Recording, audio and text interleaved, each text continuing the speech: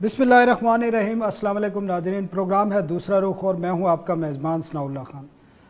नाज़रीन, पाकिस्तान और IMF के दरमियान मुज़ाकरात एक तातुल के बाद दोबारा शुरू हो चुके हैं और टेक्निकल टॉक्स इस्लामाबाद में गुज़श्ता हफ्ते से जारी हैं, जबकि पॉलिसी लेवल पर जो टॉक्स हैं वो आइंदा हफ्ते वाशिंगटन में होंगी और वज़ीर ख़जाना शौकत तरीन उसमें शिरकत के लिए अमरीका जाएंगे। अब तक जो मुज़ाकरात हुए हैं उससे ये बात वाज़ेह नज़र आ रही है कि IMF की तरफ से वही पुरानी डिमांड्स फिर सामने आई हैं। टैक्सों में इजाफ़ा करना है, इसके साथ साथ बिजली और गैस की कीमतों में इजाफ़ा करना है और बाकी भी इसी किस्म की डिमांड्स हैं जो 3 साल के दौरान वैसे ही अवाम दबाव में हैं, इन्फ्लेशन की वजह से, टैक्सों की वजह से और दीगर इशूज़ की वजह से। इन्हीं पर हम बात करेंगे। हमारे साथ मौजूद हैं शहबाज राना, किसी ताज नहीं है, इकानमी के बेस्ट रिपोर्टर हैं इस्लामाबाद से। डॉक्टर इकरामुल हक साहब हैं, इकानमिस्ट हैं। डॉक्टर साहब आपका बहुत बहुत शुक्रिया। शहबाज आपका भी बहुत शुक्रिया। शहबाज, आप रिपोर्ट भी कर रहे हैं गुज़श्ता चंद दिन से IMF और पाकिस्तान के दरमियान मुज़ाकरात, इसके अलावा वर्ल्ड बैंक की एक रिपोर्ट भी आई है। आपको नज़र क्या आ रहा है? वज़ीर ख़जाना तो कहते थे कि हम अब मज़ीद कोई अवाम पर दबाव नहीं डालेंगे। अब जो चीज़ें सामने आ रही हैं, नज़र ये आ रहा है कि मज़ीद दबाव आएगा, बिजली भी महंगी होगी, गैस भी महंगा होगा, टैक्सेस भी बढ़ेंगे, ख़ासकर सैलरी जो कम आमदन लोग हैं जिसको सैलरी क्लास कहते हैं उन पे भी टैक्सेस बढ़ेंगे। तो ये किस तरफ जा रहे हैं और अवाम कब तक ये चीज़ें बर्दाश्त करेगी? आया इतनी क़ुव्वत है, सकत है अवाम में? अब सनाउल्लाह खान साहब, अगर तो अवाम की बर्दाश्त की बात होती तो उनकी बर्दाश्त तो बहुत अर्सा पहले शायद जवाब दे चुकी है, लेकिन अनलाइक अदर कंट्रीज़ जहाँ पे लोगों को अपने राइट्स का पता है और उन राइट्स को लेने के लिए वो एहतजाज भी करते हैं पीसफुल, वो सड़कों पे भी आते हैं, अपने जो प्रोटेस्ट है उसको रिकॉर्ड करवाते हैं और पीसफुली वो डिस्पर्स भी हो जाते हैं। पाकिस्तान में आप देखें over a period of time ऐसी कोई बहुत ज़्यादा कोई पीपल लेड मूवमेंट नहीं हुई। बहुत सारी पॉलिटिकल पार्टीज जब वो अपोजिशन में होती हैं तो लोगों को घरों से बाहर निकालती हैं, लेकिन उसके पॉलिटिकल ऑब्जेक्टिव ज़्यादा होते हैं बजाय कि इकोनॉमिक ऑब्जेक्टिव्स। लोगों को रिलीफ देने का जो उनका एक होता है मकसद, वो शायद उस तरह नहीं होता। उनका अपना इक़्तिदार में आना, किसी को इक़्तिदार से निकालना, तो उन वजूहात के ऊपर हमारे मुल्क के अंदर जो है ना वो मुजाहरे होते रहे। लेकिन ये जो इशू है IMF वाला, ये बात आपकी ठीक है कि जब भी IMF के साथ मुज़ाकरात होते हैं कुछ ना कुछ अवाम के ऊपर दबाव ही पड़ता है, उनको रिलीफ नहीं मिलता। जो मिस मैनेजमेंट होती है वो हुकूमत की होती है, जो मिस मैनेजमेंट होती है वो हुकूमती इदारों की होती है। उसकी जो कीमत अदा करनी पड़ती है वो सार्फिन को करनी पड़ती है, लोगों को अदा करनी पड़ती है। और इर्रिस्पेक्टिव कि उन लोगों की कैपेसिटी टू पे टैक्स, कैपेसिटी टू पे हायर इलेक्ट्रिसिटी बिल्स है या नहीं, उनको कीमत अदा करनी पड़ती है। यहाँ पे भी यही हुआ है। इसमें सनाउल्लाह खान साहब, जो बुनियादी बात है, वज़ीर ख़जाना शौकत तरीन साहब जब वो वज़ीर ख़जाना नहीं बने थे तो उन्होंने बड़े लंबे चौड़े दावे किए थे कि मैं बाद में भी लेकिन बहुत ज़्यादा जब उनका पहले ये था कि मैं ये जो IMF के प्रोग्राम की वजह से पाकिस्तान की इकॉनमी तबाह हो गई है, स्टेट बैंक ऑफ पाकिस्तान की वजह से हमें इतना ज़्यादा नुकसान हुआ है, तो मैं ये होने नहीं दूंगा। और इस चीज़ की उन्होंने रिफ्लेक्शन दिखाई जून में जब IMF के साथ मुज़ाकरात हुए, तो उन्होंने IMF की डिमांड्स को नहीं माना और आपका प्रोग्राम जो है वो तकरीबन टेक्निकली सस्पेंडेड है, आल तो ऑफिशियली तो उसने डिक्लेयर नहीं किया हुआ IMF ने।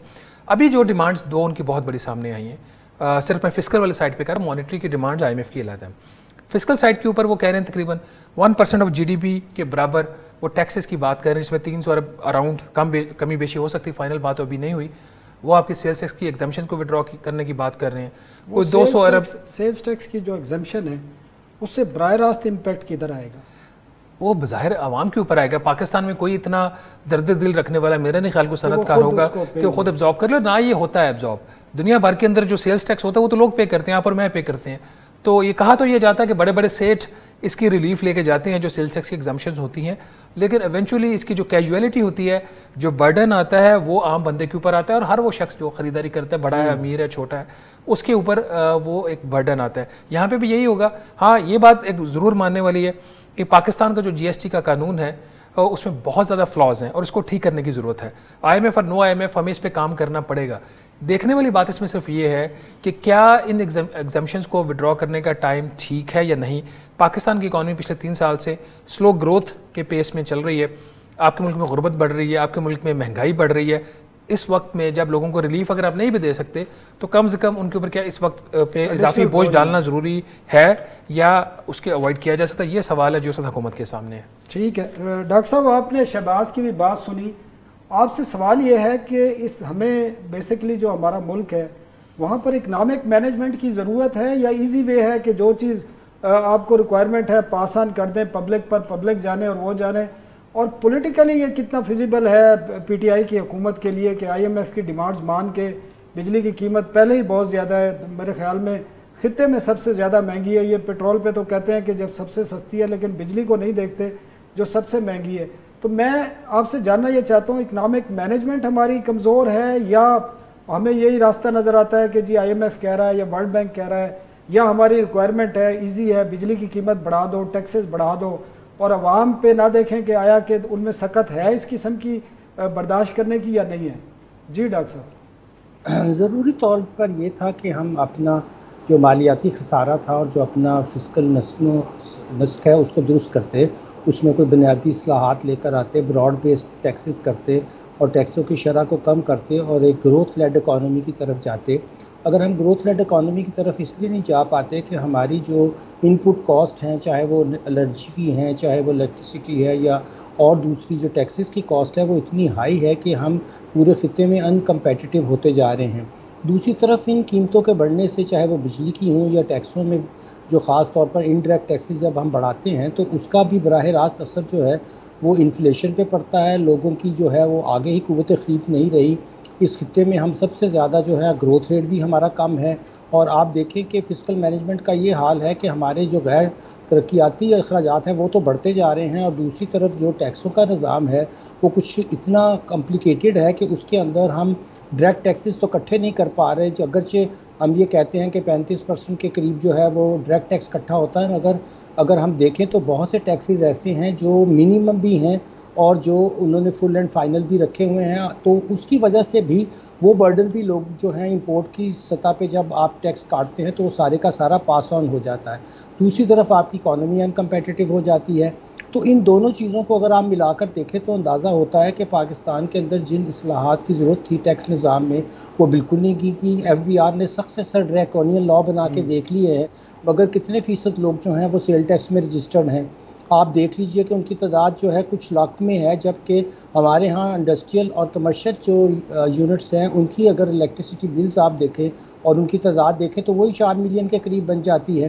اگر اس میں سے اچھی ٹیکس بیس نکالی جائے، اگر ہمارے جو ریٹیلرز ہیں وہ پی او ایس سسٹم پر آ جائیں، اگر ہم ڈاکومنٹ کرنے کو کامیاب ہو جائیں تو پھر ہماری ٹیکس کلیکشن بھی بہتر ہو جائے گی اور پھر ہمیں موو کرنا ہے کہ ہم انڈائریکٹ ٹیکسز سے ڈائریکٹ ٹیکسز کی طرف جائیں اور جو لوگ فکسڈ آمدنی والے ہیں، چاہے وہ سیلریڈ کلاس ہیں یا دوسرے لوگ ہیں، ان کے اوپر ٹیکس کا برڈن کم کریں اور امیر لوگوں کے اوپر ٹیکس کا برڈن زیادہ کریں. لیکن یہ کام کرنے کو کوئی حکومت بھی تیار نہیں ہے. آپ ڈاکٹر صاحب آپ تو کہہ رہے ہیں، ٹھیک کہہ رہے ہیں، لیکن مسئلہ یہ ہے کہ آئی ایم ایف کے پروگرام میں آپ اور آئی ایم ایف سے $1 بلین بھی لینا ہے، اب اگلی قسط بھی لینی ہے اور آئی ایم ایف کی ڈیمانڈز بھی ہیں، تو پھر آپ کی پرپوزل تو ٹھیک ہے، طریقہ بھی یہی ہے، دنیا بھر میں یہی ہے کہ جہاں پہ ٹیکس ریٹ کم ہوتے ہیں اور فیسیلیٹیشن ہوتی ہے، خوف نہیں ہوتا، وہاں پہ لوگوں سے برابری نہیں کی جاتی، تو پھر وہاں پہ ٹیکس زیادہ ہوتا ہے.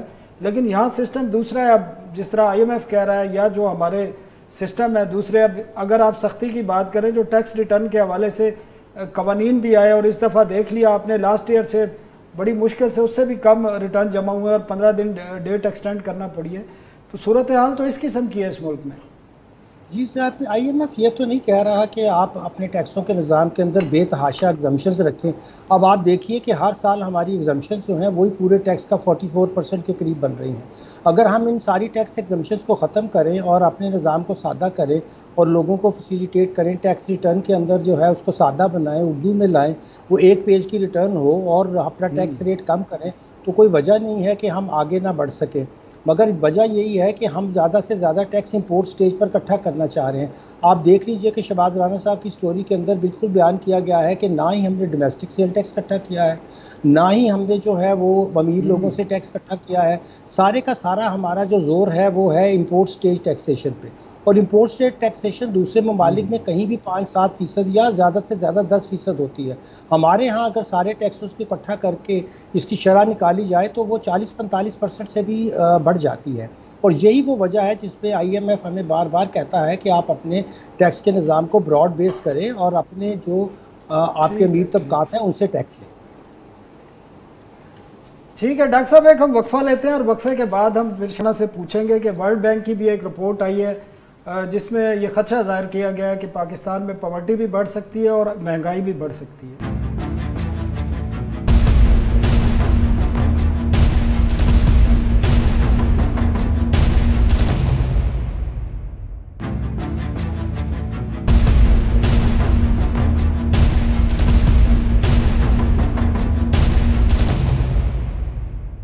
ویلکم بیک ناظرین. شہباز ڈاکٹر صاحب نے تو بتا دیا کہ نظام میں فلاز ہیں, ریفارمز ہو نہیں رہی ہیں. آپ ٹیکس ریونیو اکٹھا کرنے کے حوالے سے کوششیں تو بہت کرتے ہیں, ریٹ بڑھانے سے یا اس قسم کے ایزی امپورٹ پر زیادہ ٹیکس لینے سے تو مسائل حل نہیں ہو گئی. یہ ایک عارضی چیزیں ہیں. پرمیننٹ جو حل ہوتا ہے وہ کیا ہوگا ہمارے لیے, کیونکہ اور جو ہمارا سسٹم ہے, جس طرح آپ نے بھی اسٹوریاں کی ٹیکس ریٹرن کے حوالے سے, آپ نے دیکھ لیا انہوں نے قوانین بھی لے کے آئے, آرڈیننس بھی لائے, کہا بھی کہ جو نہیں جمع کرائے گا اس پہ جرمانے بھی ہوں گے اور گرفتاریاں بھی ہوں گی اور یہ بھی ہوگا, لیکن ہوا کچھ نہیں. پہلے سے بھی کم لوگوں نے ٹیکس ریٹرن جمع کرائے. ثناء اللہ خان صاحب, اس میں جو پولیٹیکل لیڈرشپ ہوتی ہے ان کا جو مائنڈ سیٹ ہے وہ بڑا امپورٹنٹ ہوتا ہے. پہلے یہ ہوتا تھا کہ انڈائریکٹ ٹیکسز ہوتے تھے, اراؤنڈ 60% آپ کے ہوتے تھے انڈائریکٹ, اور 38, 39, 40% آپ کے ڈائریکٹ ٹیکسز ہوتے تھے. اور باوجود اس کے کہ 40% ریشو ہوتی تھی جو کم تھی وہ بھی, لیکن جو پولیٹیکل لیڈرشپ ہوتی تھی وہ ڈیفینسو ہوتی تھی کہ نہیں ہمیں اس کو بڑھانا ہے. ایٹ لیسٹ وہ کہتے ہیں کہ فیس سیونگ کے لیے وہ کہتے تھے کہ نہیں یہ ریشو جو ٹھیک نہیں ہے ہم اس کو ٹھیک کریں گے, ڈائریکٹ ٹیکسز کو بڑھائیں گے. جب ملک کا وزیر خزانہ خود کہے کہ جی شارٹ ٹرم میں ہمارے انڈائریکٹ ٹیکسز بڑھیں گے, تو پھر ایف بی آر تو سب کے گلے کے اوپر چھرے چلائے گا نا. آج بھی جو ان کی آئی ایم ایف کے ساتھ مذاکرات ہو رہے ہیں اس میں یہی بات ہو رہی ہے کہ جو ڈائریکٹ ٹیکسز ہیں اس کو آپ فار دا ٹائم بینگ 5-6 ماہ کے لیے پینڈ کر دیں, اور جو انڈائریکٹ ٹیکسز ہیں وہ ہم فوری کرنے کو تیار ہیں.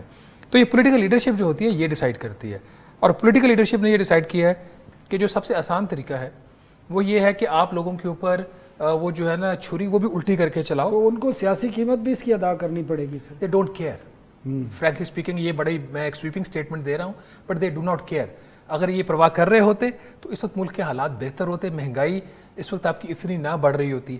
نیشنل پرائس مانیٹرنگ کمیٹی کی جو ایک ویکلی میٹنگ ہوتی ہے وہ بلا کے آپ کوئی ملک کے اندر ترقی نہیں لا سکتے, آپ کوئی ملک کے اندر مہنگائی کے کنٹرول, اس میں تو کہا جاتا ہے مہنگائی کم ہو رہی ہے. نہیں دیکھیں وہ کیا کرتی ہے, این پی ایم سی کرتی ہے, وہ جو ایس پی آئی آتا ہے آپ کا سینسٹیو پرائس انڈیکس, اس کو اٹھاتی ہے ویکلی, اس کی مانیٹرنگ کرتی ہے, اس کے اوپر ایک روزی سی پکچر بتائی جاتی ہے جی یہ دیکھیں جی 0.07% آن ایوریج مہنگائی کم ہو گئی ہے, وہ چاہے کسی وجہ سے بھی ہو, اور اس کے بعد اپریسیشن ہوتی ہے.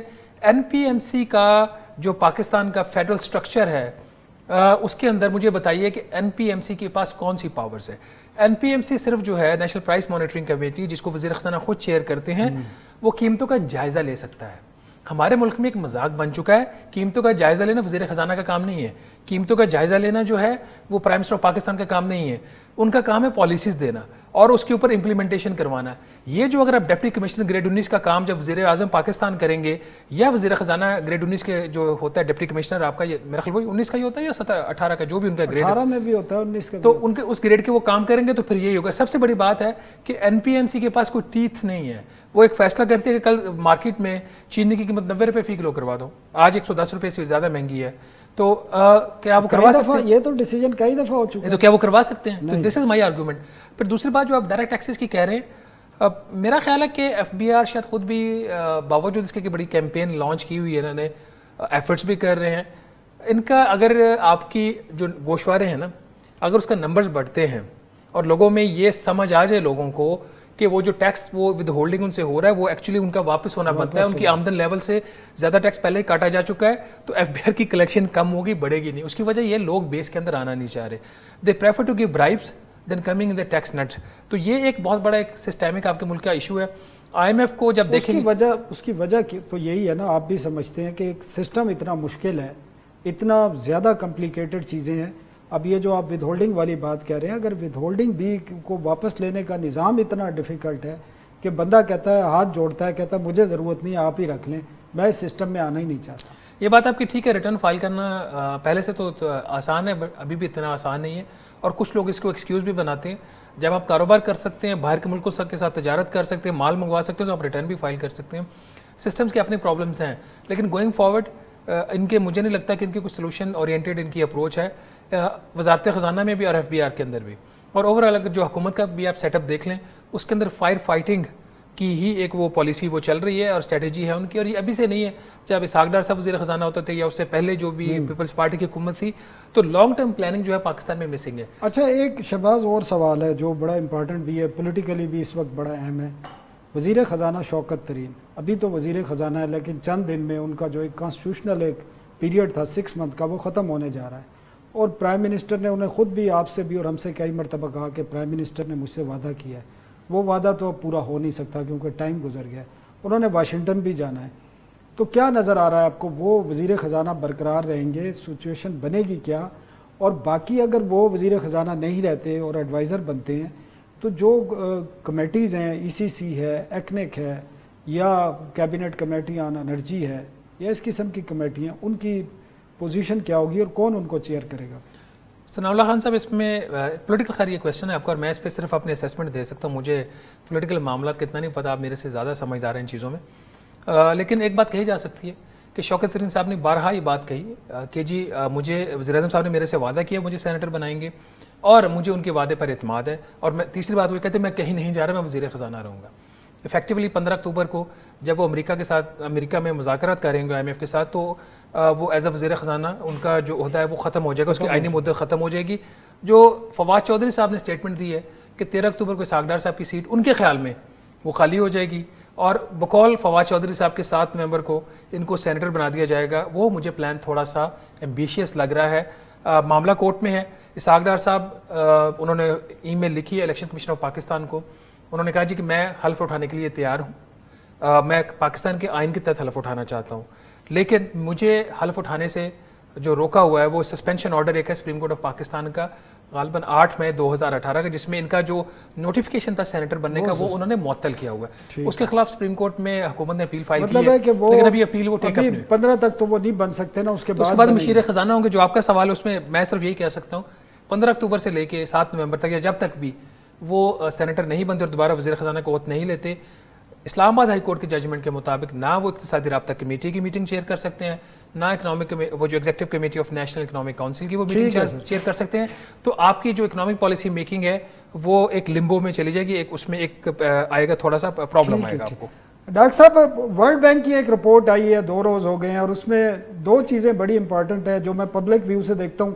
ایک تو انہوں نے کہا انفلیشن اس سال کم نہیں ہوگی بلکہ بڑھے گی، 9-10% بھی ہو سکتی ہے، اور ساتھ ہی انہوں نے کہا کہ پاورٹی جو ہے، غربت جو ہے وہ تقریباً اس وقت وہ بتاتے ہیں 38 سے 39% ہے، جو اسی طرح برقرار رہے گی، بڑھ سکتی ہے، کم نہیں ہو سکتی. تو اس کے کیا اثرات کیا دیکھ رہے ہیں آپ ہمارے سیاست پر، ہماری معاشرے پر، کیا اثرات مرتب ہو سکتے ہیں؟ جی دیکھیے، گروتھ ریٹ اگر ہمارا کم رہتا ہے، 4 انہوں نے کہا تھا، وہ اس کے بہت 3.5 پر دیکھ رہے ہیں. اور آپ نے انفلیشن کی اور جو غربت کی بات یہ ہے کہ ابھی شہباز احمد نے بڑی اچھی بات کی ہے. دراصل یہ پولیٹیکل لیڈرشپ جب تک بلائنڈس ڈال کر بیٹھی رہے گی اور سمجھے گی کہ یہ جو خبریں لگ رہی ہیں یہ فیک ہیں، جو لوگ ہمارے تنقید مناسب کر رہے ہیں وہ غلط کام کر رہے ہیں، اور جب تک وہ خود اس میں نہیں آئیں گے تو کچھ بھی بدلنے والا نہیں ہے. اور ورلڈ بینک بھی جو ان کو چہرہ دکھا رہا ہے کہ بھئی یہ دیکھ لیجئے آپ کے اعداد و شمار درست نہیں ہیں، جو باتیں آپ کرتے ہیں وہ حقیقت پہ مبنی نہیں ہیں، اور آپ کو اپنی جو ہے بنیادی اصلاحات کرنی ہوگی، آپ کو اپنی سرکولر ڈیٹس پہ قابو پانا ہوگا، پھر یہ جو آپ سبسڈیز دیتے ہیں اس کو بھی آپ کو کم کرنا ہوگا، اور آپ کو اپنی ترقی کی جو اشارہ ہے اس پہ اوپر ملک کو لے کر جانا ہوگا. پاکستان کی آبادی جس طرح رفتار سے بڑھتی ہے اس رفتار سے ہماری ترقی کی اگر ہم 6-7% گروتھ ریٹ ایک لمبے عرصے کے لیے نہیں کرتے، یہاں نہ غربت ختم ہوگی، نہ روزگار کے مواقع پیدا ہوں گے، نہ ہم ٹیکسز اکٹھے کر سکیں گے، نہ ہم اکانومی کو آگے بڑھا سکیں گے. وزیر اعظم محترم سے ہم درخواست ہی کر سکتے ہیں کہ وہ اپنے کمرے کے بلائنڈز ہٹا کر ذرا لوگوں کی نبض پر ہاتھ رکھیں اور وہ ان باتوں کو چھوڑ دیں. اور اپوزیشن کو بھی چاہیے کہ وہ اپنے سیاسی ایجنڈے کو چھوڑ کر اب صرف ملکی معیشت کو بہتر بنانے کی بات کریں. اگر ہم اسی طرح IMF ورلڈ کی سبجوگیشن میں رہے تو پھر یہ 23ویں پروگرام کی بجائے مجھے لگتا ہے کہ ہم کئی اس طرح کے اور پروگرام بھی کریں گے، اور ہر دفعہ آپ اور میں اور شہباز بیٹھ کر یہی باتیں کر رہے ہوں گے کہ ہمیں معیشت کو کیسے درست کرنا ہے، ہمیں روزگار کیسے پیدا کرنا ہے، ہمیں اپنی قیمتوں کے افراط زر کو کیسے قابو کرنا ہے. آپ کے ہاں ہی 50 سال بعد بنگلہ دیش کے اعداد و شمار دیکھ لیں اور اپنے اعداد و شمار دیکھ لیں، ساری کہانی سامنے آ جاتی ہے. تو بڑے افسوس کی بات ہے کہ ہماری کو کوئی اس بات کا احساس نہیں ہے. ٹھیک ہے ڈاکٹر صاحب، ڈاکٹر اکرام الحق صاحب، شہباز رانا صاحب، بہت بہت شکریہ. ناظرین ایک وقفہ لیتے ہیں اور وقفے کے بعد ہم بات کریں گے. افغانستان کا ایک تجارتی وفد پاکستان کے دورے پر ہے اور افغان چیمبر کے ایک ڈائریکٹر اجمل صافی صاحب ہمارے ساتھ موجود ہوں گے، جن سے ہم افغانستان کے حوالے سے بات کریں گے، پاکستان افغانستان تجارت اور افغانستان کو انٹرنیشنل ٹریڈ کے حوالے سے جو اس وقت مشکلات ہیں، ان کی شپمنٹ بند ہیں تمام، اور عوام کو جو وہاں پر مشکلات ہیں اس پر بات کریں گے ایک وقفے کے بعد۔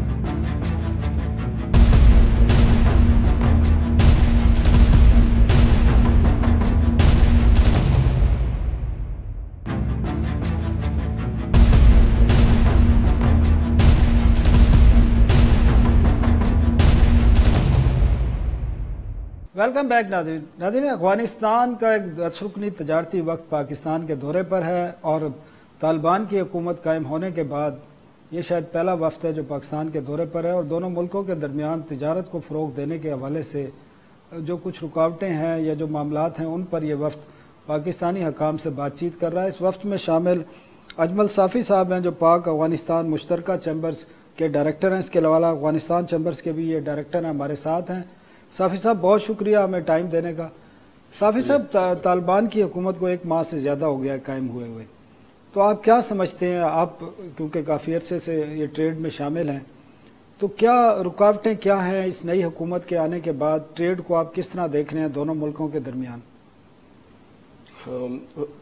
شکریہ آپ کا۔ سب سے پہلے تو جب سے طالبان گورنمنٹ آئے تو بینکنگ سیکٹر پہ کچھ لمیٹیشنز، پہلے تو بینک افغانستان میں جتنے بھی بینک تھے وہ بند تھے، اور اس کے بعد جب بینک کھل گئے ہیں تو ابھی بھی کچھ لمیٹیشنز ہے، اور سب سے بڑا ایشو جو ہے وہ یہ ہے کہ یو ایس گورنمنٹ نے افغانستان اسٹیٹ بینک کی جو ریزرو ہے 9.6 سے 9.5 بلین ڈالر وہ فریز کیے ہیں۔ یہ سب سے بڑا مسئلہ ہے، اور ہم امید کرتے ہیں کہ اگر طالبان گورنمنٹ کو انٹرنیشنل ریکگنیشن ملتا ہے تو ہم پھر اس ریجن میں بہت زیادہ اپورچونیٹیز دیکھ رہے ہیں پاکستان اور افغانستان کے لیے۔ اس کا وجہ یہ ہے کہ پہلے والے گورنمنٹ میں سیکیورٹی ایشوز بہت زیادہ ہوتی تھی، جو ہمارے بزنس کمیونٹی ہے وہ اپنے اور اپنے فیملی اور اپنے بزنس کی سیکیورٹی پہ اپنے انکم کا 25% تک اپروکسیمیٹلی خرچ کرتے تھے۔ ابھی نئے گورنمنٹ میں ہم امید کرتے ہیں، اور جیسے اس کا ایک سلوگن بھی ہے کہ کرپشن کو ختم کرنا ہے اور سیکیورٹی کو دینا ہے لوگوں کے لیے، تو یہ ایک بڑی پازیٹیو چیز ہے جو ابھی نظر بھی آ رہا ہے۔ ابھی جو پچھلے 1-1.25 مہینہ گزرا ہے اس میں سیکیورٹی کیسی ہے؟ جی فی الحال تو بہتر ہے، لیکن ابھی بہت چیزیں بہتر ہونے والی ہے۔ ابھی نیا گورنمنٹ انہوں نے اناؤنس کیا تو ہم ایکسپیکٹ کر رہے ہیں کہ بہتر ہو جائے گی انشاءاللہ۔ ٹریڈ فیسیلیٹیٹ ہو رئی ہے دونوں ملکوں کے درمیان؟ ہو تو رہی ہے اس وقت نا، کیونکہ اس کے بغیر گزارا بھی نہیں ہے۔ جی بالکل، ٹریڈ تو فی الحال ہو رہی ہے، لیکن مین جو پرابلم ہے اس میں یہی ہے کہ آپ کو آفیشیل ٹریڈ کے لیے بینکنگ ٹرانزیکشن چاہیے، کہ یہ ایک بہت بڑی پلس پوائنٹ ہے کہ اسٹیٹ بینک آف پاکستان نے تھرڈ کنٹری پیمنٹ ایکسیپٹ کر رہے ہیں، امپورٹ کے لیے بھی اور ایکسپورٹ کے لیے بھی۔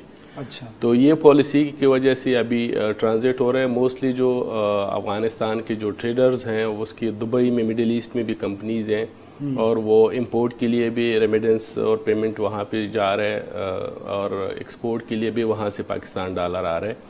تو اسی طرح اگر کنٹینیو رہے ہیں، اور ساتھ افغانستان کی جو بینکنگ سیکٹر ہے جس پہ کچھ لمیٹیشنز لگے وہ بھی سالو ہو جائے تو بہت زیادہ اپورچونیٹیز ہیں۔ افغانستان کی جو اپنی ایکسپورٹ ہیں وہ ان کی کیا سچویشن ہے؟ کیونکہ موسٹلی پہلا جو ریجن تھا اس میں ہو رہی تھی، لیکن کافی مسائل تھے، پولیٹیکل ایشوز بھی تھے پاکستان کے ساتھ، لیکن باقی ملکوں کے ساتھ تو ہو رہی تھی نا، تو وہ اس میں کیا سچویشن ہے؟ اس میں باقی ملکوں، باقی ساری دنیا کے ساتھ ٹرانزٹ ٹریڈ تو کافی ڈسٹرب ہے، کیونکہ شپنگ لین افغانستان کے لیے کنٹینر بک نہیں کر رہے، اور انٹرنیشنلی ٹرانزیکشن جو افغانستان سے اگر آپ نے امپورٹ کرنا ہو تو کسی بھی کنٹری سے، تو آپ کی ریمیڈنس افغانستان سے جانا چاہیے تھرو بینک، وہ اس میں کافی پرابلمز ہیں۔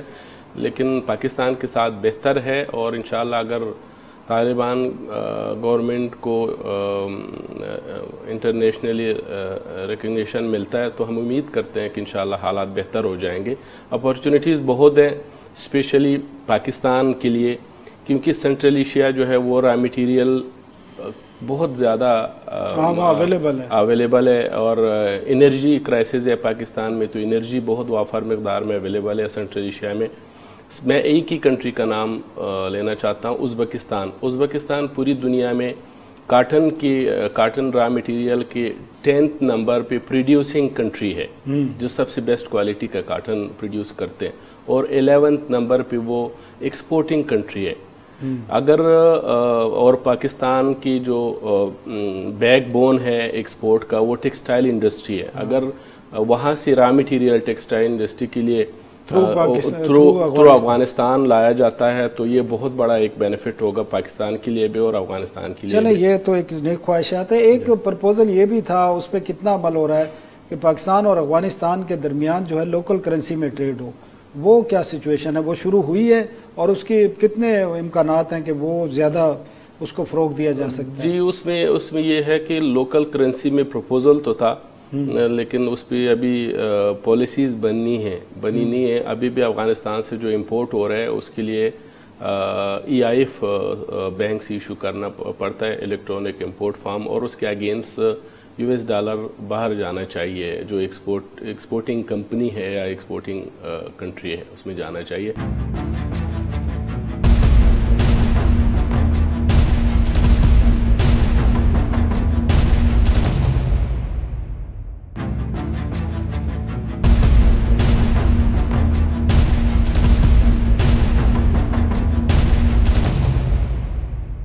जिस तरह आपने बताया कि अफ़गानिस्तान की जो एक्सपोर्ट हैं, कोई भी शिपमेंट उसको एक्सेप्ट नहीं की जा रही, तो अफ़गानिस्तान इंपोर्टिंग कंट्री भी है। एक तो पाकिस्तान से इंपोर्ट की जा रही हैं, तो बाकी जो ऑयल इंपोर्ट हैं या बाकी चीज़ें हैं, खाने का तेल है, खाने पीने की दीगर अशियाँ जो पाकिस्तान भी इंपोर्ट करता है वो अफ़गानिस्तान भी इंपोर्ट करता है, तो उनकी क्या सिचुएशन है वहाँ पर? अफ़गानिस्तान में इन अशिया की अवेलेबिलिटी किस तरह यकीनी बनाई जा रही है?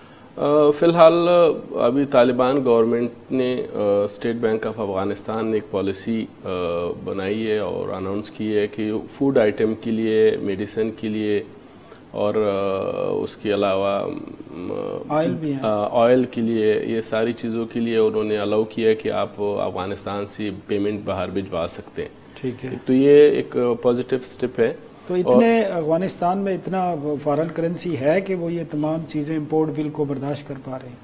जी, ये मेन इशू है फ़िलहाल कि इतना फॉरेन करेंसी अफ़गानिस्तान में नहीं है, लेकिन हम उम्मीद करते हैं फ़िलहाल अभी प्राइसेस, फूड आइटम के प्राइसेस भी काफ़ी बढ़े हैं शार्टेज की वजह से, तो हम उम्मीद करते हैं कि जब ये प्रॉब्लम्स हैं बाकी दुनिया के साथ तालिबान गवर्नमेंट का, अगर वो सॉल्व हो जाता है तो फिर स्मूथली चीज़ें चलना शुरू हो जाएगी। तो एक ये भी तासुर आ रहा है कि इस हवाले से पाकिस्तान में जो डॉलर पे प्रेशर आ रहा है वो अफगानिस्तान की रिक्वायरमेंट पूरी करने के लिए पाकिस्तान के जो रिज़र्व हैं या पाकिस्तान के प्राइवेट सेक्टर के पास हैं या स्टेट बैंक के पास हैं वो भी यूज़ हो रहे हैं। मैं इस बात को समझता हूँ कि ये दुरुस्त नहीं होगा, क्योंकि अफ़गानिस्तान से जब आप टीटी नहीं लगा सकते, बाहर आपकी पेमेंट थ्रू बैंक नहीं जा सकता, तो अफ़गानिस्तान में डॉलर की क्या ज़रूरत है? तो जब से तालिबान आए हैं तब से अफ़गानिस्तान से तो बैंकिंग ट्रांजेक्शन नहीं हो रहा है, तो वहाँ पे जो भी ट्रेड हो रहा है, जो सेल परचेज हो रहा है, वो अफ़गानी करेंसी उसके लिए चाहिए, डॉलर नहीं चाहिए। आपको इंटरनेशनल ट्रेड के लिए डॉलर चाहिए, और इंटरनेशनल ट्रेड जो है वो तो हो ही नहीं रहे। अच्छा, इंपोर्ट वही ट्रांजिट ट्रेड के थ्रू हो रही है? नहीं जी, ऐसा है कि जो जब से तालिबान गवर्नमेंट आया तब से लेके आज तक आप अफ़गानिस्तान से थ्रू बैंक ट्रांजैक्शन नहीं कर सकते चाइना या इंडोनेशिया किसी फॉरेन कंट्री में इंपोर्ट के लिए, क्योंकि अभी उन्होंने पाकिस्तान के साथ भी यही पाबंदी पहले थी, अभी उन्होंने सिर्फ फूड आइटम के लिए, मेडिसिन के लिए अलाउ किए। तो डॉलर की डिमांड तो तब होगी अफगानिस्तान में जब डॉलर की जरूरत थ्रू बैंक ट्रांजैक्शन होगी, डिमांड होगी तब पड़ेगी। जी। तो आपकी जो पाकिस्तानी हकाम के साथ आपके डेलीगेशन की मीटिंग्स हुई हैं, तो आपकी डिमांड्स क्या थी? कुछ जिस तरह आप बता रहे हैं कि ये रिक्वायरमेंट्स हैं, और पाकिस्तानी हकाम का, कस्टम हकाम है या जो दीगर आपके पार्लियामेंटेरियन से आपकी मीटिंग्स हुई हैं, उसमें क्या रिस्पांस मिला है और आपने क्या क्या इश्यूज जो हैं वो उनके सामने जाहिर किए हैं? सबसे पहले तो मैं CRSS का शुक्रिया करता हूँ, इम्तियाज़ गुल साहब का, जुनेद राजा साहब का, क्योंकि उन्होंने बड़ी मुश्किल टाइम पे, और मैं समझता हूँ कि एक तरह से राइट टाइम पे ये प्लेटफॉर्म दिए हैं अफ़गानिस्तान की डेलीगेशन को। और जहाँ तक रिस्पांस की बात है, मैं समझता हूँ कि वो सबकी रिस्पांस बड़ी पॉजिटिव है और वो विलिंग है दोनों साइडों पे। अफ़गानिस्तान का नया गवर्नमेंट भी आने से पहले हमने हमारी जो प्रेसिडेंट है चैम्बर का, खानजान अल-कुज़ी साहब ने तालिबान जो ऑफिशल्स है, कॉमर्स मिनिस्टर से और बाकी मिनिस्ट्री से मीटिंग थे, وہ ولنگ ہے, وہ تیار ہے کہ پاکستان کے ساتھ اسپیشلی اور بزنس جو بھی پرابلمز جو بھی ہیڈلز ہے اس کو سالو کرے, اور یہ سائڈ پہ بھی ہمیں بڑا پازیٹیو رسپانس نظر آیا. ہم امید کرتے ہیں کہ انشاءاللہ ایشو سالو ہو جائیں گے اور ہم دونوں نیشن مل کے جو اپرچونیٹیز سینٹرل ایشیا میں اسپیشلی ہے, کیونکہ افغانستان سینٹرل ایشیا کے لیے گیٹ وے ہے, اور پاکستان میں کافی را مٹیریل کے شارٹیج ہے کووڈ-19 کی وجہ سے, شپنگ لائنوں کی بڑی ایشوز ہے, تو یہ سب سے نزدیک آپ کو انرجی بھی ملیں گی اور پاکستانی انڈسٹری کو, اور اس کے علاوہ آپ کو را مٹیریل بھی ملے گا, اور پاکستانی فنشڈ گڈز کے لیے ایک بہت بڑا مارکیٹ بھی ہے. اچھا صافی صاحب یہ بتائیں کہ جو افغان ٹریڈرز ہیں, تاجر ہیں, وہ کس طرح دیکھتے ہیں یہ جو افغانستان میں ایک تبدیلی آئی ہے 20 سال کے بعد, اور 20 سال جو ہوتا رہا وہ بھی آپ کے سامنے. اب جو یہ نئی سیٹ اپ ایک آیا ہے طالبان کا, پرانے طالبان اور آج کے طالبان میں ٹریڈرز کو کیا فرق نظر آیا, اور ٹریڈرز کیا سمجھتے ہیں کہ فیوچر میں ان کے لیے کوئی زیادہ اپرچونیٹیز ہیں اور افغانستان میں کوئی لانگ لاسٹنگ پیس آئے گا؟ فی الحال تو جو پولیٹیکل سچویشن ہے, کیونکہ ہم بزنس میں ریپرزینٹ کر رہا ہوں بزنس کمیونٹی کو, اس کے بارے میں تو میں زیادہ آپ کو کچھ نہیں کہہ سکوں گا, لیکن بزنس اپرچونیٹیز کے حوالے سے ہمیں ابھی نظر آ رہا ہے کہ جو طالبان کی جو سینئر لیڈرشپ ہے اس کے پاس بھی بزنس کے علاوہ کوئی آپشن نہیں ہے.